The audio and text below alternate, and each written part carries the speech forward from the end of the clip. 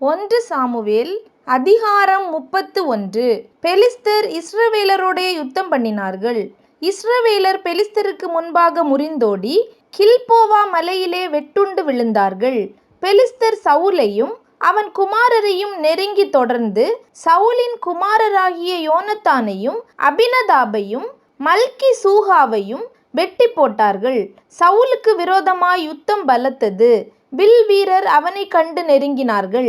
அப்பொழுது சவுல் வில் வீரரால் மிகவும் காயப்பட்டு தன் ஆயுததாரியை நோக்கி, அந்த விருத்த சேதனம் இல்லாதவர்கள் வந்து என்னை குத்தி போட்டு என்னை அவமானப்படுத்தாதபடிக்கு நீ உன் பட்டயத்தை உருவி என்னை குத்தி போடு என்றான்.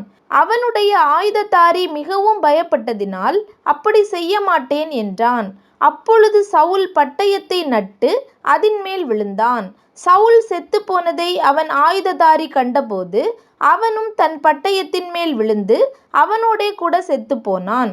அப்படியே அன்றைய தினம் சவுலும் அவன் 3 குமாரரும் அவன் ஆயுததாரியும் அவனுடைய எல்லா மனுஷரும் ஒருமிக்க செத்து போனார்கள்.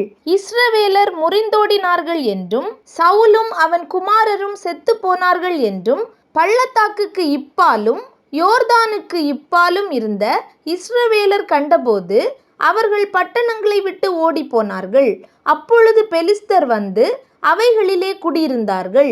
வெட்டுண்டவர்களை உரிந்து கொள்ள பெலிஸ்தர் மறுநாள் வந்தபோது அவர்கள் சவுலும் அவன் 3 குமாரரும் கில்போவா மலையிலே விழுந்து கிடக்கிறதை கண்டு அவன் தலையை வெட்டி அவன் ஆயுதங்களை எடுத்துக்கொண்டு தங்கள் விக்கிரகங்களின் கோவில்களிலும் ஜனங்களுக்குள்ளும் செய்தியை பிரசித்தப்படுத்தும்படி அவைகளை பெலிஸ்தர் தேசத்திலே சுற்றிலும் அனுப்பி அவன் ஆயுதங்களை அஸ்தரோத் தேவனுடைய கோவிலிலே வைத்து அவன் உடலை பெத்சானின் அலங்கத்திலே தூக்கி போட்டார்கள்.